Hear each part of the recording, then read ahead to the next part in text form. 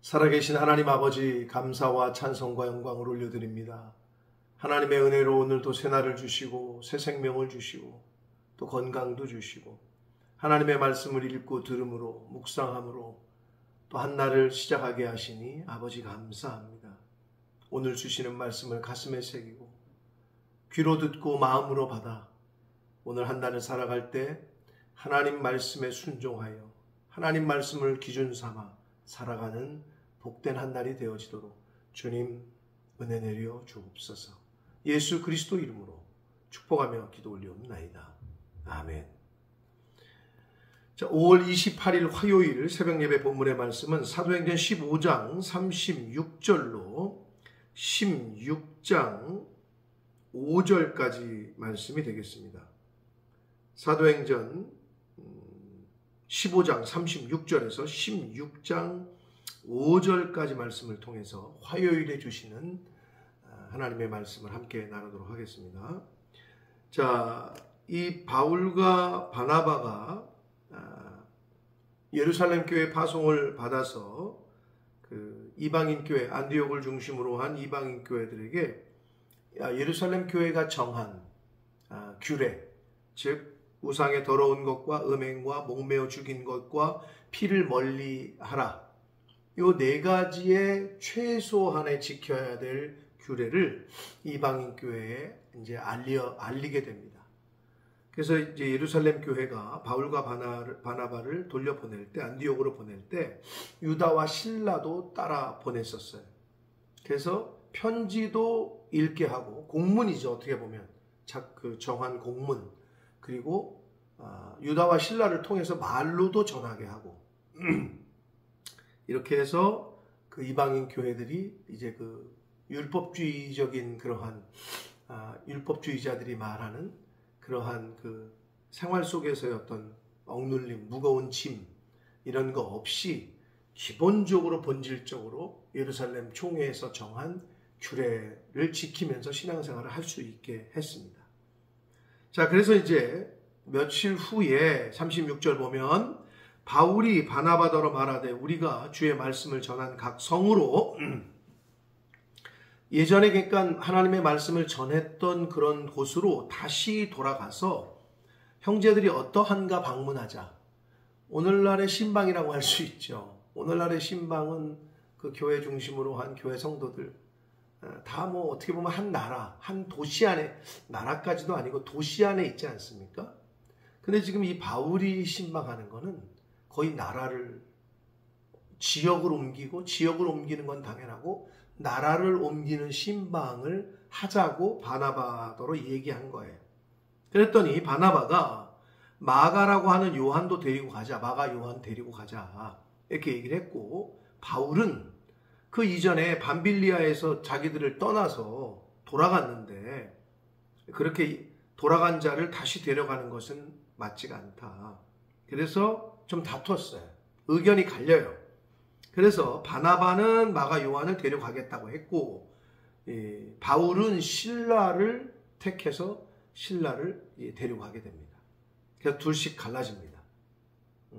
그래서 39절 보면 서로 심히 다투어 피차 갈라서니 바나바는 마가를 데리고 배 타고 구브로로 갔고, 구브로는 바나바의 고향이기도 했고 1차 선교 여행의 첫 방문 지역이기도 했습니다. 그래서 그리로 갔고, 바울은 실라를 택한 후에 형제들에게 주의 은혜의 부탁함을 받고 떠나 수리아, 안디옥을 말합니다.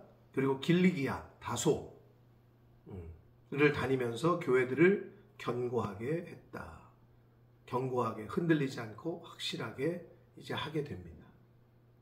이제 결국은 2차 선교 여행이 되는 거죠.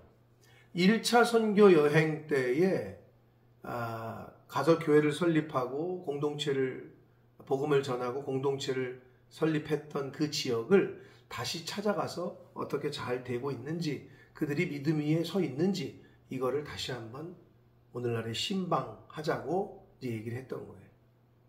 그러나 마가 요한의 문제로 바울과 바나바가 이제 나뉘어서 바나바는 마가 요한을, 바울은 실라를 택해서 떠나게 됩니다. 자, 16장으로 넘어옵니다. 이제 2차 선교행의 시작이 되는 장이라고 할 수 있어요. 자, 바울이 1절입니다. 더베와 루스드라에게도 이름해. 루스드라는 돌에 맞아 죽을 뻔한 곳이에요. 바울이. 거기서 디모데라 하는 제자를 만나요. 디모데. 그의 어머니는 믿는 유대 여자요. 아버지는 헬라인이다.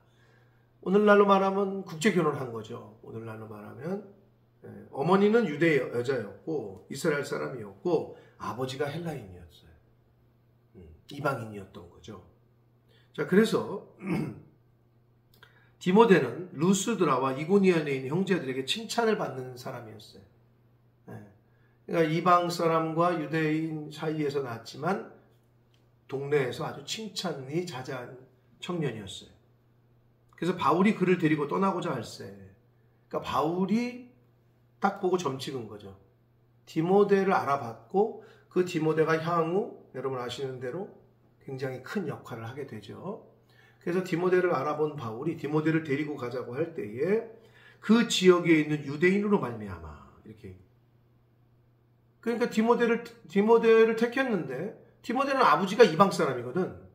그러니까 이렇게 보니까 유대인들이 이 디모데는 아니지 않냐. 혈통이 다른데. 이렇게 이제 막 그러니까 그 유대인들 때문에 바울이 디모데를 데려다가 할례를 행했어요. 그러니까 디모데가 사역하는데 걸림돌이 되는 걸 제거한 거죠. 좋다. 너네들이 그렇게 원하면 할례 받게 하겠다. 그래서 할례를 줬어요. 이는 그 사람들이 그의 아버지는 헬라인인 줄을 다 알고 있었기 때문이었다. 그래서 디모데를 어떻게 주의 일에 사용하는 데 있어서 걸림돌을 이미 제거를 합니다. 그렇게 그게 중요한 게 아니니까. 그러나 유대인들이 원하고 그게 만약에 사역을 하는데 방해가 된다면 본질이 아닌 비본질적인 부분은 바꿀 수 있는 거죠. 자, 그래서 이제 할례를 행했어요. 4절 여러 성으로 다녀갈 때에 예루살렘에 있는 사도와 장로들이 작정한 규례를 그들에게 주어 지키게 했다. 자, 여러 성으로 다닐 때 예루살렘에 있는 사도와 장로들이 정한 규례가 있죠. 그 4가지 우상에 더러운 것, 음행, 목매어 죽인 것, 피를 멀리하라는 것. 이 4가지 규례를 그들에게도 전해요. 이방 사람들에게도. 그래서 지키게 했어요. 그랬더니 그렇게 했더니 이 말이죠. 5절 여러 교회가 믿음이 더 굳건해지고 수가 날마다 늘어갔다. 이렇게 되어 있습니다. 사랑하는 성도 여러분, 여기서 성도들은 교회가 정한 규례를 준수할 때에 그 교회는 그 조직은 올바로 설 수 있는 거예요. 뭐 총회가 그렇게 정했어? 우리는 그렇게 안 할 거야. 위에서 그렇게 정했어? 그거 안 해. 내 마음대로 할 거야. 그건 말이 안 되는 거예요. 여러분, 신앙생활은 질서가 있어요. 하나님은 질서의 하나님이야. 그래서 예를 들어서 하나님이 세우신 교회가 있고 총회가 있고 거기에 따라 총회장님도 계시고 조직이 있어요. 그럼 우리는 하나님이 주신 권한이고 하나님이 주신 질서라고 믿고 순종하는 자세가 필요합니다. 교회에서도 자기 마음대로 한다고 그러고 총회에서 결정한 사항도 자기 마음대로 한다고 그러고 그러면 사실은 떠나야죠. 자기 마음대로 신앙생활 할 거면은 교회에서는 못하죠. 교회는 공동체예요. 응? 그 모임이 있는 거라고. 근데 주의 종의 말에도 불순종하고 교회가 뭐라 그러건 총회에서 뭐라 그러건 나는 내 생각대로 신앙생활 할 거야. 이거 아주 위험한 겁니다. 자, 그런데 여기서 작정한 규례를 그들에게도 주어 지키게 했다. 총회에서 정한 거니까 너네 지켜야 된다. 그랬더니 지키게 했어요. 그랬더니 여러 교회가 믿음이 더 굳건해지고 이렇게 돼 있어요. 수가 날마다 늘어갔다. 여러분, 그 규례를 지키게 했더니 교회가 질서가 잡혔고 여러 가지 여러분 기준이 있는 거죠. 기준이 딱 있을 때 그 다음에 모든 게 뒤따라가는 거잖아요. 기준이 없으면 중구난방이죠. 그 얘기를 하는 거예요. 여러 교회가 믿음이 더 굳건해졌다 이렇게 돼 있잖아요. 그렇기 때문에 여러분 교회의 건의와 주의 종의 말에 순종하는 자세가 아주 필요합니다. 이건 신앙생활의 기본입니다.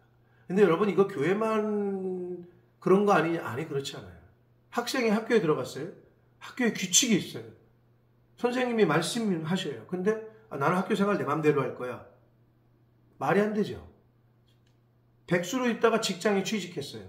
근데 직장에 취직했더니 이거 이렇게 하고 이거 이렇게 하고 이걸 하면 안 되고 어이씨 뭐 직장이 이래. 나는 내 맘대로 할 거야. 잘리겠죠. 똑같습니다. 어느 조직이나 어느 집단이건 그 질서가 굉장히 중요한 거예요. 그래서 이 바울과 이 실라가 그 예루살렘 교회가 정한 그 규례들을 지키게 했더니 교회가 믿음이 더 굳건해지고 수가 날마다 늘었다. 그러므로 질서 가운데 질적인 성장이 있는 교회가 양적으로도 성장해요. 중구난방인 교회들은 성장하지 못해요. 자기가 다 옳다는데 시끄럽기만 하고 성장이 안 돼요. 그래서 질적으로도 질서에 순종하고 교회의 권위와 목사님의 말씀에 순종하고 할 때에 양적으로도 성장이 되게 된다는 것을 단적으로 보여주고 있습니다. 사랑하는 성도 여러분, 사실은 이 말씀 속에서도 우리가 교훈받을 수 있는 것은 교회가 한 영혼을 살려요. 회심시켜요. 그래서 교회가 어떤 영혼을 살려요. 근데 어떤 의미에서는 교회가 회심자 한 영혼을 살리는 게 아니라 회심한 그 한 영혼이 교회를 살릴 수 있습니다. 그 한 사람이 바로 여러분이 되시길 바랍니다. 물론 하나님의 은혜로 우리가 새 삶을 얻었어요. 그렇다면 그 받은 은혜에 감사해서 교회에 헌신하고 충성하고 조직을 위해서 교회 공동체를 위해서 헌신할 때 그런 마음을 다 품을 때 그 공동체와 그 교회는 성장하게 될 줄 믿습니다. 여러분이 섬기고 있는 교회, 여러분이 섬기고 있는 목사님, 최선을 다해서 하나님의 말씀대로 섬기시고 대접하시고 받드셔서 순종하셔서 여러분의 섬기고 있는 교회가 하나님 보시기에 인정받고 그렇게 할 때 나 자신이 산다.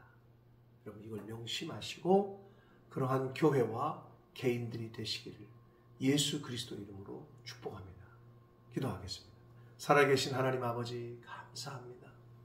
하나님의 은혜로 오늘도 새날 주시고 새 생명 주시고 하나님의 생명의 말씀을 또한 듣게 하시니 주님 감사합니다. 아버지 하나님, 바울이 또 실라가 이방인 교회 공동체들에게 예루살렘에 정한 규례를 전하면서 이거를 지키라, 이거 지켜야 된다. 질서를 가리킵니다. 그랬더니 그들이 그것을 지켰더니 교회가 믿음이 더욱더 굳건해지고 수가 늘어났다라고 성경은 말씀합니다. 양적인 성장은 질적인 성장이 없이는 되지 않는다는 것. 제멋대로 자기 멋대로 신앙생활하는 것이 아니라 교회 질서 가운데 주의 종의 말에 순종하고 교회의 권위에 복종하고 그러한 가운데 교회가 믿음이 굳건해지고 개인의 신앙도 굳건해지고 양적으로도 성장하게 될 줄 믿사오니 질서의 하나님이라고 하셨으니 하나님이 세우신 질서 가운데 순종하며 헌신하는 한 사람 한 사람 저희들 모두가 되게 하여 주옵소서. 예수 그리스도 이름으로 축복하며 기도 올리옵나이다. 아멘.